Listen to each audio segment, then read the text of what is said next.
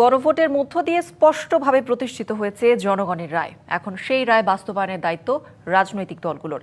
এ বিষয়ে দলগুলো আন্তরিক থাকবে বলে প্রত্যাশা ব্যক্ত করেছেন প্রধান উপদেষ্টার বিশেষ সহকারী অধ্যাপক আলী রিয়াজ।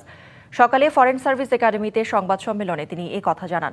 আলী রিয়াজ বলেন, 12ই ফেব্রুয়ারি অনুষ্ঠিত গণভোটে বিপুল সংখ্যাগরিষ্ঠ ভোটার হ্যাঁ ভোট দিয়ে প্রস্তাবের পক্ষে স্পষ্ট সমর্থন জানিয়েছেন। তবে এই গণভোটের ফলাফলকে কেবল সংখ্যার বিচারে দেখলে চলবে না। এটি কেবল একটি ভোটের ফল নয়, বরং একটি ঐতিহাসিক দায়বদ্ধতার বহিঃপ্রকাশ।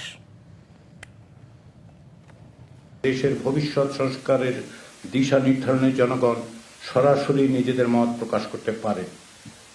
জনগণ তার আহ্বানে সাড়া দিয়েছেন, সংস্কারের পক্ষে জনরায় এসেছে।